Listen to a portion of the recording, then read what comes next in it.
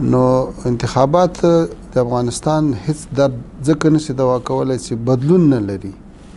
برنامه نه لري، ولس یې نه غواړي او یو پردی پدیده د ورباندې تپل سوې ده او ډېر کاندیدان د دې دپاره ولاړ دي چې شهرت حاصل کړي او یا په اخر کې له نورو سره معامله وکړي او د اقتدار دپاره یوه چوکۍ او دوه چوکۍ خپلې کړي. نو نه د سولې دپاره ګټمن دي، نه د افغانستان د آینده دپاره ګټمن دي او پاتې سو د سولې موضوع دا د ټولو افغانانو غوښتنه ده. ټول افغانان د اشغال خاتمه غواړي، اسلامي نظام غواړي او سرتاسري سوله غواړي او تر ټولو مهمه دا ده چې نظام په خواست نه چلیږي، په زاریو نه چلیږي، په اشر نه چلیږي، په ائتلافو نه چلیږي. افغانستان 40 کاله مختلفو ډلو ترمنځ جنګونه سوي دي، تنظیمونه جوړ سوي دي، د قومونو پخوانی جوړښت کې خراب سوی ده. دا یو مضبوط مرکزی نظام غواړي، دا یو قوي اداره غواړي،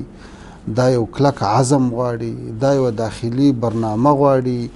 دا یو افغاني مفکوره غواړي. دا نه د پردیو په فرمایشاتو او نه د پردیو په وارداتي پروسو باندې چلیدای شي. نو افغانستان باید تر ټولو مخته د ټولو افغانانو په خوښه یو داسې قوي اسلامي مرکزي حکومت رامنځته کړي چې په هغه کې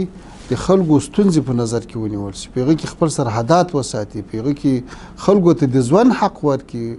په هغه کې خلکو ته د کاروبار او د تجارت او د مزدورۍ او د دهقانۍ سهولت برابر شي. اوس خو دهقان په پټي کې اوبه لګوي، د شپې تیاري ولي، موټر هم په لارې باندې روان ده، اوړو غنمو تیل راخیستې دي په لارې باندې پاټکونه ورته اچولي دي او پوستې د هره پوسته جلا روپۍ ځینې اخلي. نو تر ټولو مهمه دا ده چې په افغانستان کې اول امن راسي، بیا له هغه وروسته د افغانانو په مشوره باندې هغه برنامې رامخته شي چې په هغو کې د ټولو افغانانو خیر وي.